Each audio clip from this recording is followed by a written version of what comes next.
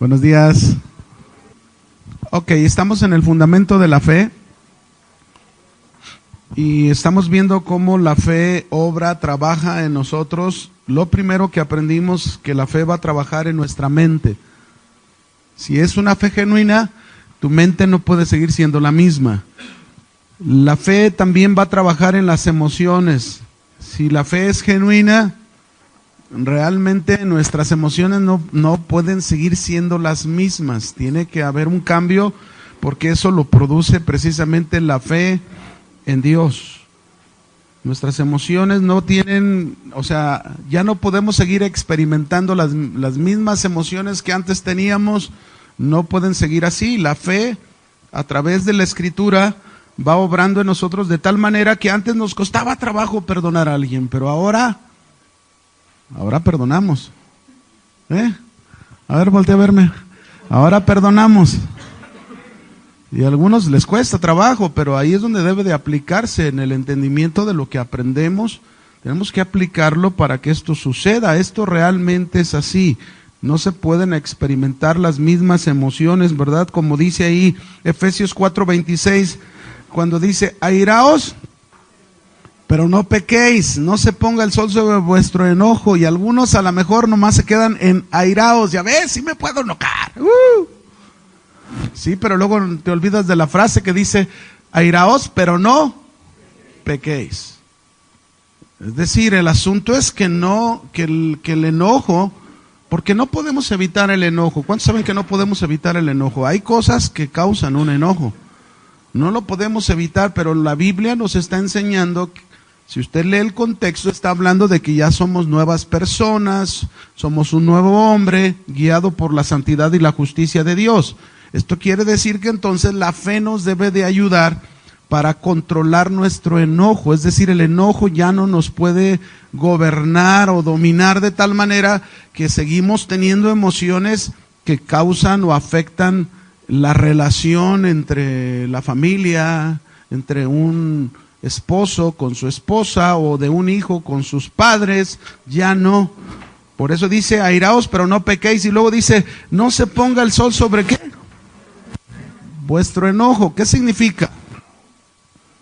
Para mí significa esto: cuando hay un cambio, cuando pasamos a la primavera, hay un momento en que a una hora del día que tú sales a la calle, el sol está al ras del piso. Y si tú no bajas la visera y tú manejas así con el sol enfrente, ¿qué hace el sol? Te ciega. No ves el semáforo, si está en rojo, si está en verde. Muchas cosas, la verdad, no las alcanzas a ver porque el sol, ¿qué hace el sol? Te ciega. Y si tú sigues manejando de esa manera, con el sol así, ¿qué crees que va a pasar? O chocas, o atropellas a alguien, o cometiste una infracción y ahí está el de tránsito que seguro te va a parar y tú vas a querer decir, ¡ay, una ofrenda de amor! No, ¿verdad que no? Entonces, mis hermanos, esto es lo que pasa con el enojo. Si nosotros por medio de la fe no gobernamos, no dominamos el enojo, que es una de las emociones, no estamos hablando de una de tantas emociones, ¿qué va a pasar? Nos va a cegar y ahí en la ceguera empezamos a decir de cosas, ¿verdad? El esposo le empieza a decir, ¡ay, que tú eres esto y que eres aquello! Y la esposa, pues por no dejarse, ¡no, pues tú también! Y que mira, y que... Y entonces se empiezan a decir después de qué pasó, ¿y por qué le dije? ¿Para qué le dije eso? Eso es que el sol no ciegue. Y la fe precisamente en Dios debe trabajar tanto en nuestras emociones, no solo en mi mente, sino en mis emociones, que yo comience a ver un cambio en mis sentimientos. Ya no son los mismos. Mis sentimientos cada día se parecen a los sentimientos del Señor. 3, vamos a dejar ese trabajo de la fe en las emociones y vamos a ir a otra parte de nuestra vida. La fe también, la fe en Dios, mis hermanos, va a trabajar en nuestra voluntad. En nuestra, ¿qué? Voluntad. De tal manera, fíjense bien, de tal manera obra la fe en nosotros, que somos movidos ahora, somos movidos a tomar decisiones que nos comprometen con la voluntad de Dios y la verdad del Señor. Repito, de tal manera trabaja la fe en nuestra voluntad que somos movidos a tomar decisiones que nos comprometen. Note esta palabra importante. Antes yo no tenía un compromiso con la voluntad de Dios. Antes tenía un compromiso con mi propia voluntad y lo que yo hacía para mí estaba bien, y si eso me causaba placer, pues todavía con más razón, así pensaba y así decidía. Pero hoy no. Hoy he aprendido que la fe trabaja de tal manera en mi vida que mis decisiones me crean un compromiso con la voluntad de Dios, una voluntad que estamos conociendo cada día. Porque ¿dónde encontramos la voluntad perfecta de Dios? En su palabra. Y la verdad que la estamos conociendo, es poco a poco que usted está conociendo la voluntad de Dios, y eso le va a ayudar a llevar la vida como el Señor quiere. No es como antes, ¿verdad? Imagínense antes qué decisiones tomábamos. Yo recuerdo una vez, hubo un hombre, un joven, cuando yo estaba joven, que abusó de una hermana mía, y entonces dije, pues me las va a pagar. Y ese día que me las pagó era día de misa de gallo. ¿Cuántos han oído de eso, de la misa de gallo? A las 12 de la noche comenzaba ya un nuevo año. Eso le llaman misa de gallo. Entonces a las 10 de la noche, imagínense, me toca verlo en una esquina y yo con mis amigos. Y les dije a mis amigos, ¿saben qué? Ahora es cuando me las... Si ustedes ven que no la hago, le entran, y que me le dejo ir. Sí, pum, pum, pum, y le fracturamos un brazo, y mis amigos no se esperaron, se me fueron, y entre todos lo amontonamos. Pobrecito, le fracturamos una mano y una pierna, y no crea que se lo cuento con gozo. Yo le estoy hablando de las pésimas decisiones que uno tomaba antes. Y de ahí yo me iba allá al templo, y dizque a darle gracias a Dios por el nuevo año que entraba, y pues como no concordaba nada, ¿verdad? Porque no es la voluntad de Dios. Si yo hubiera conocido a Dios en ese tiempo, a lo mejor por más que me hirviera la sangre ante ese hombre, yo sabía que puesto en las manos de Dios, Dios iba a tratar con él sin necesidad que yo hiciera nada. Pero así es como obra la fe. La fe nos va cambiando.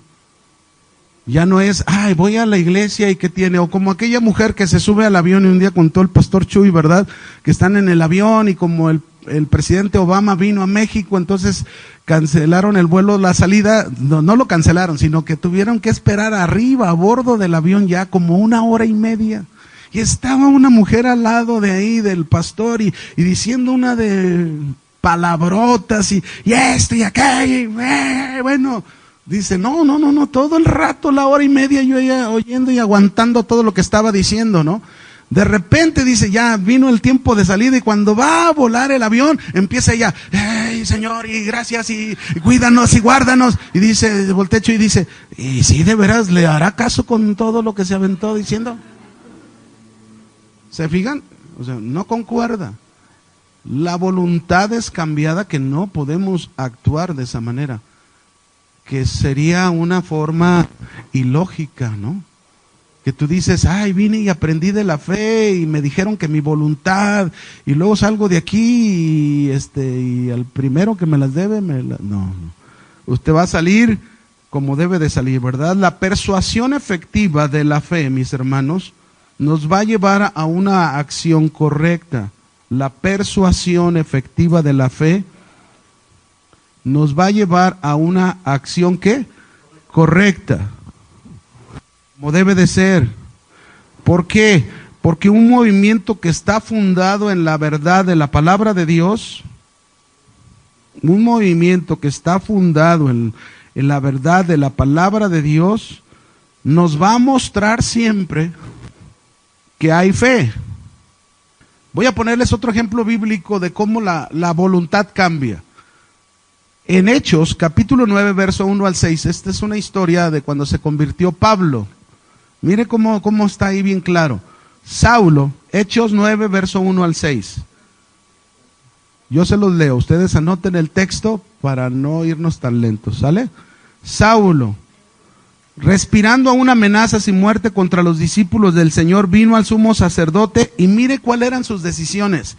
Y le pidió cartas para las sinagogas de Damasco, a fin de que si hallase algunos hombres o mujeres de este camino, es decir, cristianos, los trajese presos a Jerusalén.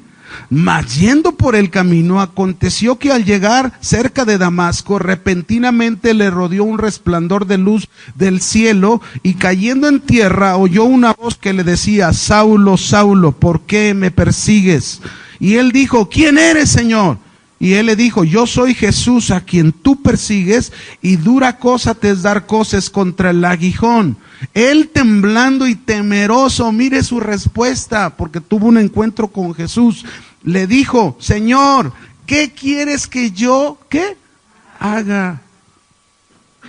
¿Ve la diferencia en la voluntad? Primero fue y pidió cartas para meter a los cristianos a la cárcel, al que se encontrara. Pero luego que se encuentra con Jesús, una vez que hay una relación, porque creyó en Jesús, cuando Jesús le habló, él está respondiendo y le dice: ¿qué quieres, Señor, que yo haga?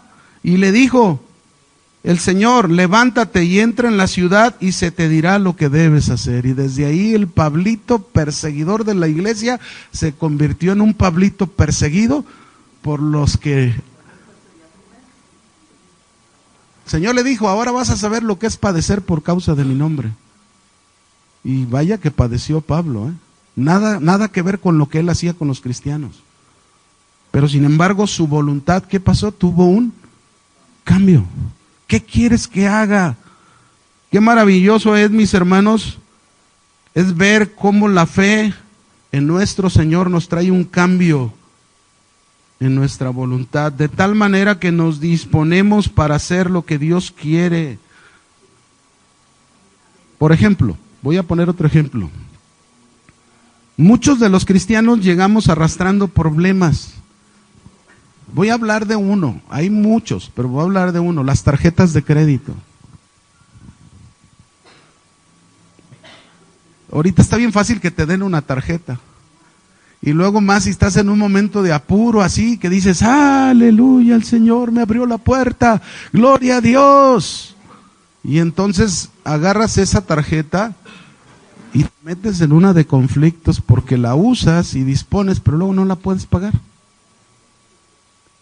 Y aún conociendo a Dios. Y lo triste, mis hermanos, que a veces se tienen problemas en asuntos como estos. Pasa el tiempo y de alguna forma saliste, ya resolviste el asunto, pero te diste cuenta que no debes de volver a tomar ese tipo de decisiones. ¿Y qué pasa cuando lo vuelves a hacer? No estás haciendo caso a la Escritura, no estás poniendo tu fe y tu confianza en lo que Dios te está enseñando. Mira, hermanos, esto no es condenatorio. El que te vuelvas a endrogar con tarjetas de crédito no es condenatorio. De verdad, no te condena, pero no te deja vivir en paz. ¿Sabes por qué? Porque en la noche vas a estar dormido y se te va a aparecer una tarjeta: ¡págame! ¡Págame! Y tú vas asustado y le vas a hablar a tu marido: mi amor, vienen a cobrarnos. Y luego él voltea y dice: saca la American Express y paga todo. No debe de ser así, mis hermanos. Amén.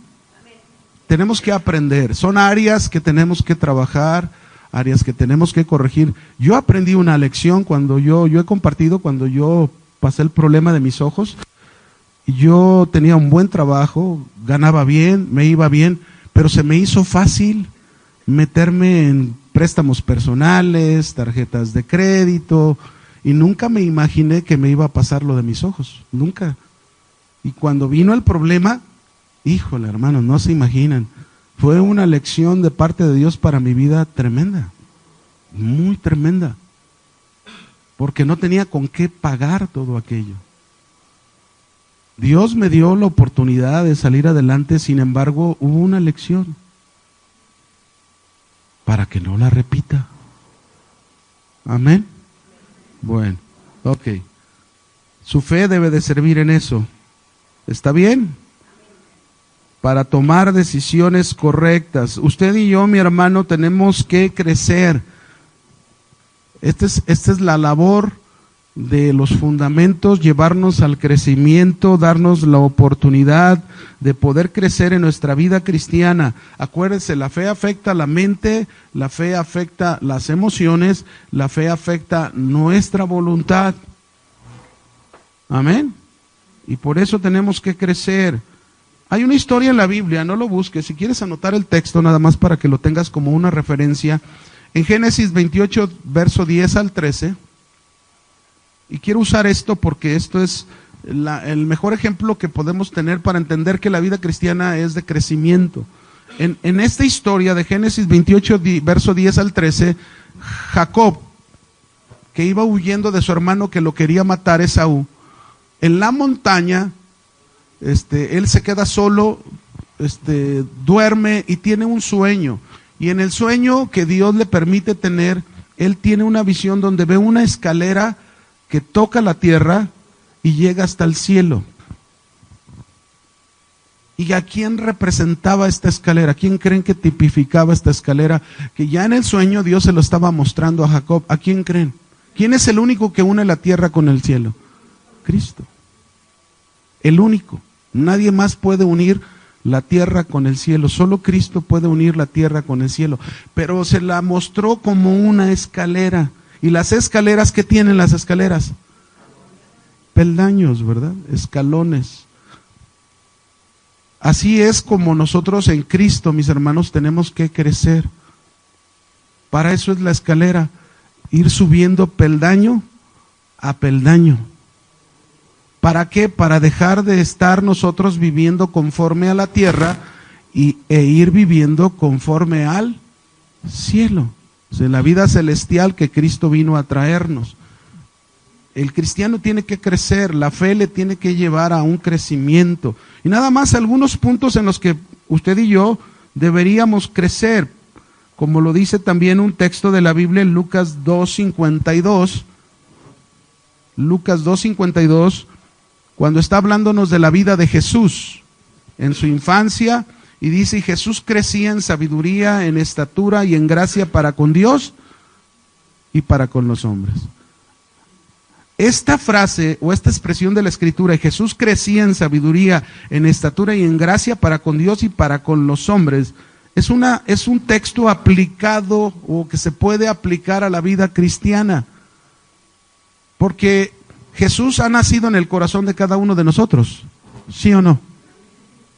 Y si Jesús nació en nuestro corazón, esto quiere decir que Jesús tiene que ir creciendo. La vida de Jesús tiene que ir desarrollándose en nosotros.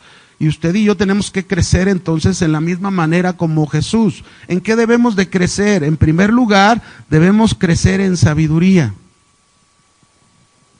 Tan necesaria, tan importante. Es decir, tenemos que tener progresos intelectuales y espirituales. Progresos intelectuales y espirituales que se van a notar en nuestra conducta. En otras palabras, un sabio no te presume que es sabio. Un sabio te demuestra con su vida que es un sabio. ¿Sí? Está fácil. O sea, un sabio no es aquel que te presume que es un sabio y que conoce, ¿verdad?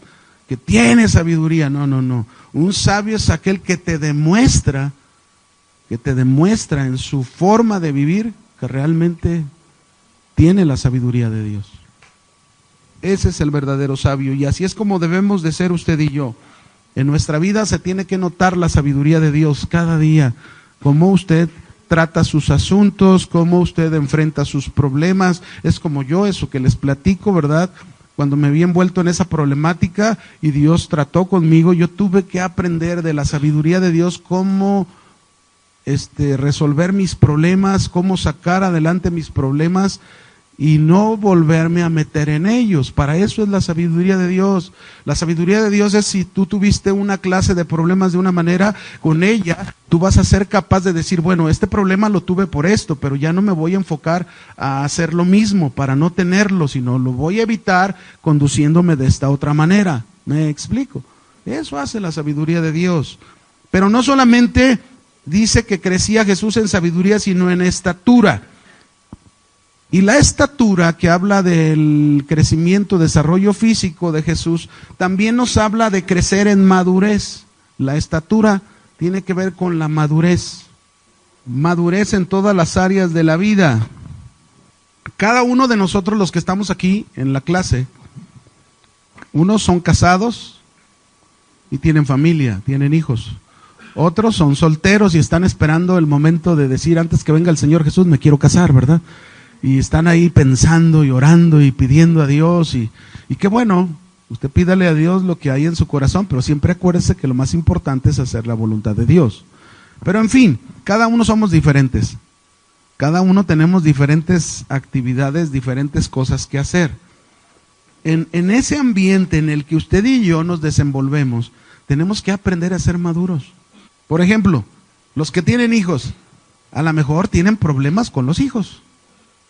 Usted tiene que aprender su madurez en su relación con sus hijos. A lo mejor algunos de ustedes son hijos, tienen problemas con sus padres que los ven y dicen, ay no, ya tienen 50 años mis papás, pero se ven como de 15, todavía inmaduros. Bueno, tú como hijo también puedes mostrar cierta madurez hacia tus padres. Acuérdate que esa madurez siempre se va a traducir todo, no solo en el hablar, sino en la manera de conducirnos, de hacer las cosas, ¿no? Hay un ejemplo en la Biblia de una vida de alguien tan maduro en todos los aspectos de su vida.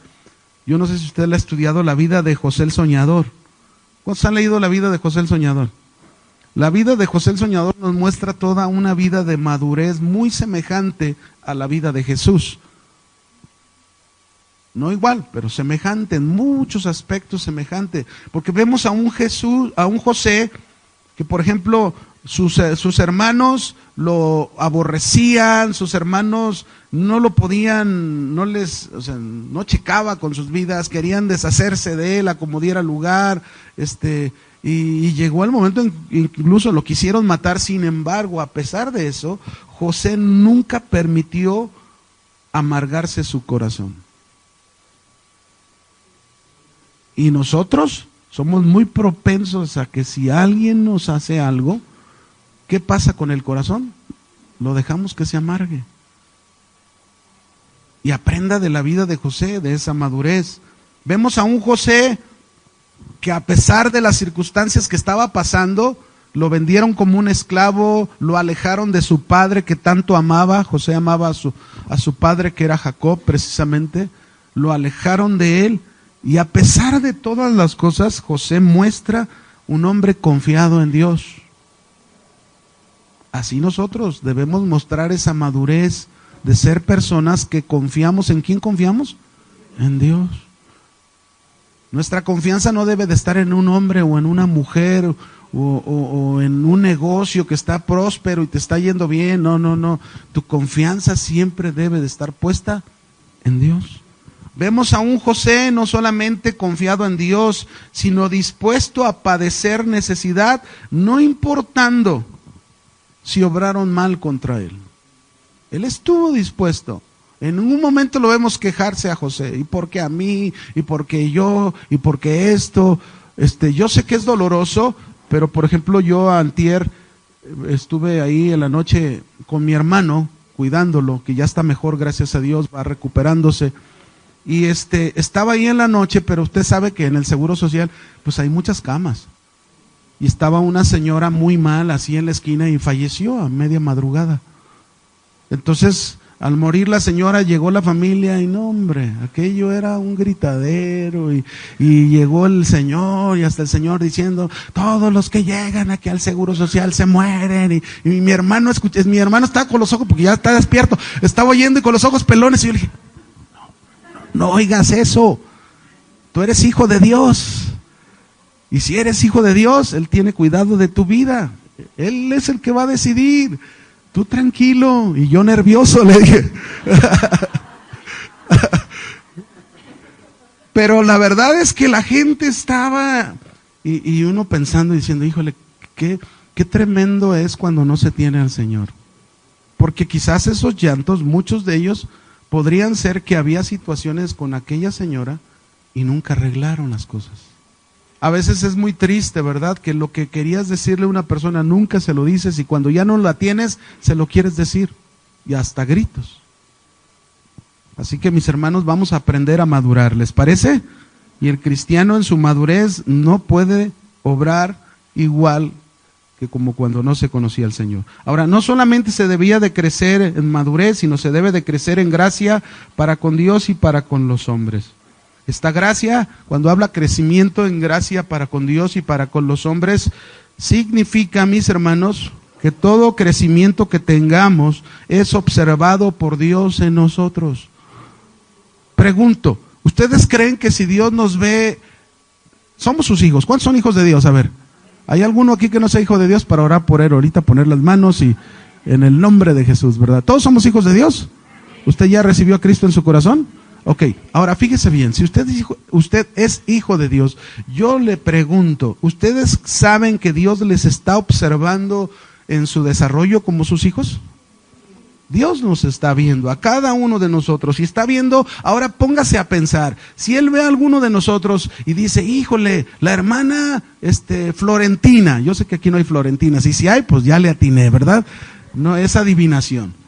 Entonces, ahí está la hermana Florentina y ve Dios cómo ella, en medio de lo que está pasando, está confiando en Dios. ¿Cómo creen que está el corazón de Dios hacia ella? ¿Cómo? Complacido. ¡Wow! Ella me ha creído. ¿Cómo creen que estará Dios si ve a uno de nosotros los varones, ¿verdad? Casados y a lo mejor resulta que por X circunstancia nos dieron el corte en el trabajo, ya no hay sueldo, pero a ese hombre lo ve confiado y no, claro, no está en la azotea rascándose el estómago, sino anda todos los días, Dios me va a abrir una nueva puerta y mejor que la que tenía, Dios me va a abrir y ahí está aquel y lo ve insistente y Dios está y lo ve y dice, híjole, ¿cómo creen que está el corazón de ver la confianza y la fe en que se está moviendo ese varón? ¿Cómo creen que va a estar el corazón de Dios? Igual. Así es como Dios quiere vernos. Con lo que aprendemos de Él, Él se complace o se pone triste, decir, híjole, la hermana fulana ya tiene 10 años y nomás no la veo que brinque este escalón. Ahí está, sigue en el primer escalón de la escalera. Ya debería de ir en el 5º o en el 6º y sigue en el mismo y bien agarrada de ese y debe de madurar, de crecer. Así es como Dios quiere, mis hermanos, que crezcamos usted y yo. Entonces dijimos que la fe va a afectar nuestra voluntad de tal manera que vamos a crecer. Pero vamos al último punto de lo que afecta la fe. Ya vimos mente, emociones, voluntad. La última área, la fe trabaja en nuestro espíritu, opera en nuestro espíritu. ¿De qué manera lo hace? Nos da seguridad, nos da la seguridad de que somos aceptados por Dios. Fíjese lo que hace la fe, nos da seguridad de que somos aceptados por Dios, pero también nos da la seguridad de que el Espíritu Santo ha venido a morar a nuestro interior. Otra vez. La fe opera en nuestro espíritu, nos da la seguridad de que somos aceptados por Dios, pero también nos da la seguridad de que el Espíritu Santo mora. También nos da la seguridad de que el Espíritu Santo mora. ¿En dónde mora el Espíritu Santo? En nuestro interior. Esta es la parte espiritual. Acuérdese que antes de conocer a Cristo, ¿cómo estábamos espiritualmente? Muertos. Es decir, no había un deseo de las cosas de Dios, era un cumplimiento más que un deseo. Yo cumplo porque así me enseñaron a cumplir, pero hasta ahí. No había una relación, no había una comunión. ¿Por qué? Porque tu espíritu estás muerto. Pero cuando llegas a arrepentirte y llegas a creer en el Señor Jesús, la Biblia dice que tú tienes una nueva vida, y esa nueva vida se refiere a la vida espiritual. Aquella parte que estaba muerta ahora tiene vida. Y por esa vida, lo primero que sucede, que hay seguridad, que tú eres aceptado por Dios. Y la segunda cosa que dijimos es que el Espíritu Santo viene a morar. Tienes esa seguridad que el Espíritu Santo viene a morar. ¿A dónde mora? En tu corazón. Juan, capítulo 1, versos 12 y 13. Vamos a confirmar esto. Juan 1, 12 y 13. Mas a todos los que le recibieron, ¿A quién recibieron? A Jesús. Ahora, recibir a Jesús aquí no está hablando de recibirlo a Jesús en el corazón, como algunas personas a veces así nos explican o nosotros explicamos a algunas personas. Aquí se está refiriendo, si leemos el contexto, está hablando de que Jesús vino a los suyos y los suyos no, es decir, Jesús vino con un mensaje. Él era el mensaje de Dios para los suyos, al pueblo judío, pero los suyos, los judíos, lo rechazaron, no lo aceptaron con ese mensaje que él era el Mesías. Y entonces, cuando dice más a todos los que le recibieron, es decir, a todos los que hemos creído el mensaje de Jesús. ¿Cuál es el mensaje que nos ha traído Jesús? Que Él es nuestro Salvador, que Él vino para salvarnos de nuestros pecados. Pero también que Él vino para darnos una nueva vida, que ahí mismo lo dice, más a todos los que le recibieron, es decir, recibimos el mensaje de Jesús, a los que creen en su nombre. ¿Cuántos han creído en el nombre de Jesús como el Salvador de nuestras vidas? Y luego dice, nos dio la potestad de ser hechos. Fíjese, ahí está el secreto. Es decir, yo creí en Jesús, no solamente recibí la salvación, sino junto con la salvación, Dios me da un privilegio. ¿Cuál es el privilegio que me otorga? Que ahora yo me convierto en un hijo ¿de quién? De Dios. Y luego dice el verso 13, ¿cómo es esto? Los cuales no son engendrados de sangre, ni de voluntad de carne, ni de voluntad de varón, sino de Dios. Ser hijo de Dios no es voluntad humana, no se hace por la voluntad del hombre. Llegar a ser un hijo de Dios sucede porque usted y yo recibimos el mensaje de Cristo, creímos en su nombre, y por haber creído en su nombre, entonces hay una afectación en mi espíritu, de tal manera que ahora yo soy convertido en un hijo de Dios.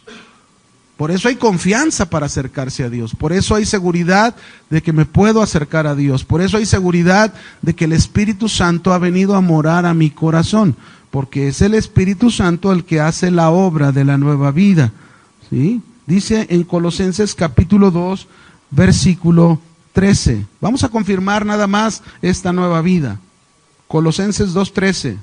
¿Lo tienen? Dice ahí, a vosotros estando muertos en pecados, así estábamos, y en la incircuncisión de vuestra carne, y luego mire lo que dice, os dio vida juntamente con Él, perdonándonos todos los pecados. ¿Cuántos nos perdonó? Todos. Aquí es importante aclarar algo. Cristo nos ha perdonado todos nuestros pecados en el momento que llegamos a Él. Pero no quiere decir que alguien dice, pero Él dice que me ha perdonado todos presentes, pasados, presentes y futuros. A ver, pregunto, ¿Cristo perdona todos los pecados pasados, presentes y futuros? Sí, sí los perdona, pero en el presente, ya que estás en Cristo, tú tienes que arrepentirte y tienes que confesar tus pecados a Él. Porque si no lo haces, ¿cómo vas a recibir el perdón de Cristo? ¿Sí me explico? Es decir, ya Cristo me perdonó todo lo pasado, pero ya como cristiano, el pecado que cometa, la falta que cometa, yo necesito confesar, como dice Primera de Juan 1:9. Así lo dice ahí. Si confesamos nuestros pecados, Él es fiel y justo para perdonarnos y limpiarnos de toda maldad. Pero también lo dice en Primera de Juan 2:1, hijitos míos, estas cosas les escribo para que no pequéis. Pero si alguno hubiese pecado, note, si alguno hubiese pecado, abogado tenemos para con el Padre, a Jesucristo. Entonces, el cristiano tiene que entender esto, mis hermanos. Cristo nos perdonó todos los pecados porque nos ha traído una nueva vida. Tenemos una nueva vida en la cual hay que vivir. La nueva vida es para vivirla. Y está centrada, ¿en qué está centrada la nueva vida? Si estabas muerto, ¿en qué estabas muerto? En la vida espiritual. Y la nueva vida que te trajeron es una nueva vida, ¿cómo? Espiritual, en la que tú debes de vivir. Pero fíjense cómo todo es parte de lo que hemos visto en la fe. Afecta mi mente, afecta mis emociones, afecta mi voluntad, pero principalmente afecta mi espíritu. Todo comienza con el espíritu. Porque yo ya les expliqué, usted estaba muerto en su espíritu, ¿y qué gobernaba su alma? ¿Qué gobernaba su mente, sus emociones y su voluntad? Su carne. ¿Pensaba? conforme a la carne. Sentía conforme a la carne. Decidía conforme a la carne. Pero cuando viene la nueva vida de Cristo, que es espiritual, que viene del cielo como la escalera, que comienzo a subirla peldaño a peldaño, estoy dejando de vivir conforme a la carne y estoy aprendiendo a vivir cada día conforme a lo espiritual. Para eso vino el Espíritu Santo, a morar a nosotros, para ayudarnos, para no estar solos. No había hombre alguno, mis hermanos, en la tierra que pudiera cumplir con la ley de Dios. La única manera de que hubiese un hombre para cumplir con la ley de Dios, se ocupaba un hombre perfecto. Y este hombre perfecto fue la decisión de Dios mismo. Padre, Hijo y Espíritu Santo se pusieron de acuerdo en la eternidad donde ellos viven y dijeron, bueno, el que va a ir es el Hijo. Y el Hijo, en la segunda persona de la Trinidad, Él vino a la tierra y milagrosamente nació como un hombre. Y fue un hombre perfecto. Usted lo sabe, ¿no? Nadie podía hacer eso. El único que podía hacer eso era ¿quién? Dios. Era el único. Entonces Él vino, fue completamente hombre, murió en la cruz por nuestros pecados porque nos podía representar como un hombre perfecto. Y entonces, pero no solamente hizo eso, sino que Él se fue, ascendió al Padre y nos envió al Espíritu Santo. Y el Espíritu Santo es, ¿qué es el Espíritu Santo? Dios. ¿Dónde vino a morar Dios? ¿Se fija? Cristo pudo cumplir la ley siendo Dios, como hombre. Nosotros, con el Espíritu Santo en nuestro interior, con la nueva vida espiritual, podemos cumplir, podemos hacer la voluntad de Dios. Es la manera, de otra manera el hombre no puede hacerlo. ¿Se fija? Tenemos una nueva vida espiritual y esa nueva vida espiritual es responsabilidad de cada uno de nosotros que se desarrolle. Esa nueva vida espiritual, es decir, antes gobernaba la carne, mi mente, mis emociones, mi voluntad. Ahora, quien debe gobernar mi mente, mis emociones y mi voluntad debe de ser esa nueva vida espiritual. Esa nueva vida que Dios me dio por el Espíritu Santo. ¿De dónde viene esa nueva vida? De Dios. Esa nueva vida es la que debe de ir gobernando cada día, cada día, cada día. Yo voy aprendiendo a tener una mente conforme a la voluntad de Dios. Yo voy aprendiendo a tener sentimientos conforme a la voluntad de Dios. Yo voy aprendiendo a tener decisiones conforme a la voluntad ¿de quién?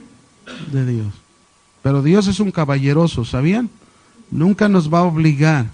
Esto es algo que Él lo deja para que voluntariamente nosotros, como hijos de Dios, hagamos lo que Dios desea de nosotros. Bien, dejamos ahí ya lo que la fe hace, mis hermanos, y vamos a un tercer tema dentro de lo que estamos viendo cuando iniciamos el trimestre, y vamos a ver los sinónimos de la fe en la Biblia. Sinónimos de la fe en la Biblia. Antes de entrar a esos sinónimos de fe en la Biblia, yo quiero hacer una pregunta. ¿La fe es contraria al conocimiento de Dios? A ver, ¿la fe es contraria al conocimiento de Dios? Al contrario, la fe está basada en el conocimiento de Dios. Por eso se llama la fe en Dios, se llama el fundamento, ¿verdad? ¿En qué está basada la fe? En el conocimiento de Dios. ¿Y dónde encontramos el conocimiento de Dios? En su palabra. La fe no puede estar basada entonces, mis hermanos, en ningún comentario humano. Por ejemplo, cuando yo me casé, yo estaba recién casadito, y un día me acuerdo, me agarró una hermana de la iglesia en ese tiempo y me dijo, el Señor me ha dicho que ustedes deben de tener 5 hijos. El primero se va a llamar así, el segundo así. Me dijo los nombres de los 5 y yo dije, pues a mí Dios no me ha dicho, ni siquiera nos hemos puesto de acuerdo. Ahorita estamos planeando durar unos años, pues para disfrutarlos como pareja. Así pensamos, ¿verdad? Aunque luego tuvimos un hijo y luego vino el segundo. Pero eso de que 5 hijos, a ver, pues que me lo diga Dios. ¿Sí me explico? No es porque alguien vino y te lo dijo. Hay muchos abusos que hay que tener cuidado, por eso estamos aprendiendo la palabra de Dios. Yo acabo de enterarme, Acabo de enterarme un caso de un hombre, no sé si se los platiqué a ustedes o lo platiqué en otro. A veces me confundo con los ejemplos que pongo porque doy en los diferentes niveles. ¿Dónde lo dije? En el básico, en el intermedio, en la tarde, en la mañana. Pero en fin, siempre, aunque lo repita, un ejemplo es útil, ¿no? Pero hay un caso donde una persona recientemente me compartió de una pareja donde una persona se congregaba en otra iglesia y el esposo aquí. Y entonces allá en la otra iglesia, el que dizque era pastor, se separó de su mujer y empezó a pretender a la esposa de este hermano. ¿Y saben cómo la empezó a envolver? Dios me dijo. Dios me ha dicho que tú, para que seas una mujer santa y pura, ahí sí tú mira. Hermanos, a veces oye uno de esas cosas que dan ganas de agarrar el fajo santo. En serio, es increíble. Bueno, y más increíble es que la gente ignorante de la escritura se deje llevar por cosas. Claro, yo no le sobé a esta persona, le dije, bueno, tú estás consciente que lo que hiciste, a lo mejor tú dices, es que me envolvió. No, tú tienes que reconocer que eso se llama antipecado, porque eso dice la Biblia. Aunque te hayan engañado de la manera en que tú cometiste un pecado, y tu papel es arrepentirte y reconocerlo, porque esa es la manera en que Dios te va a restaurar, si es que quieres esa restauración. ¿Me explico? Y en el otro es un lobo rapaz vestido de oveja, que se dice ser y no lo es. Y de eso hay que tener cuidado precisamente.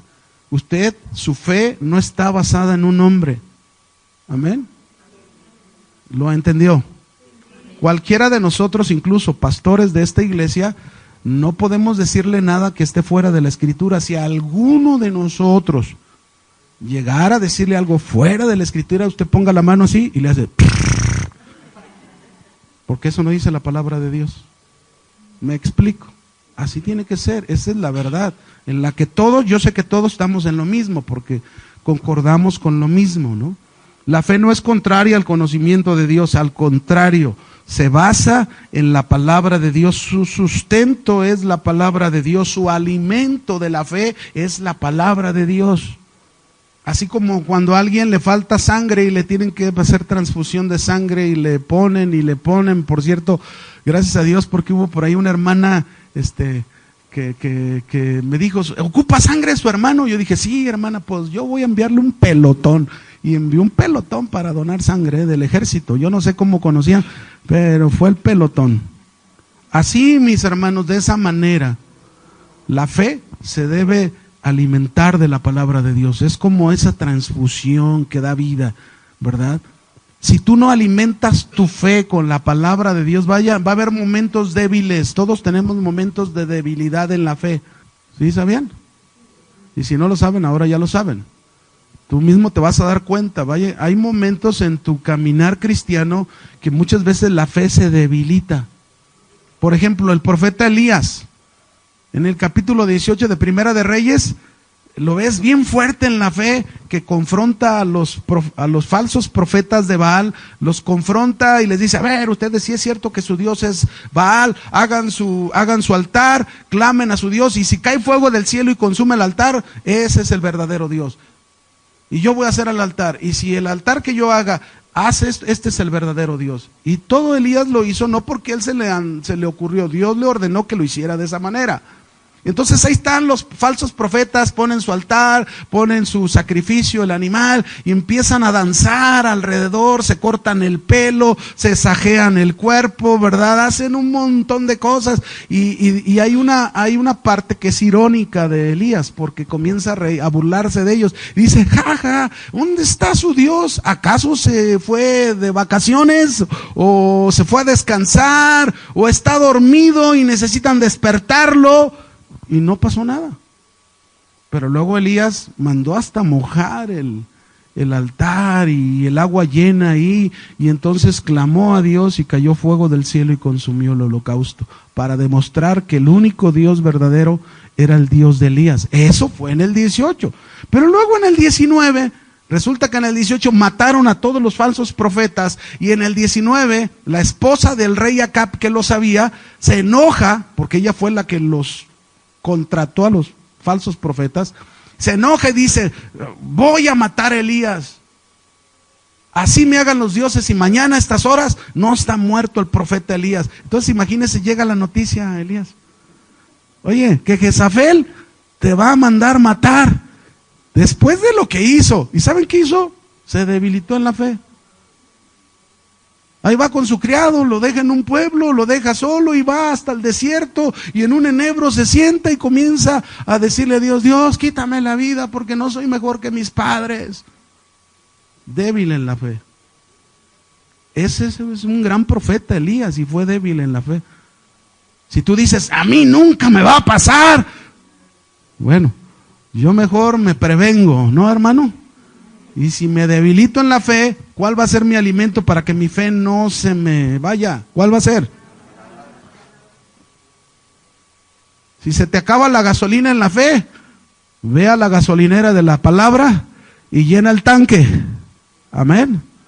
Yo a veces les digo a algunos que llegan desinflados a la oficina, les dije: voy a sacar la adrenalina de la palabra de Dios, te la voy a inyectar y sé que vas a salir diferente. Y salen diferentes, porque eso es lo que hace la palabra de Dios. Nos hace que la fe vuelva a su vigor. Amén. Eso es el alimento de la palabra de Dios. Bueno, hermanos.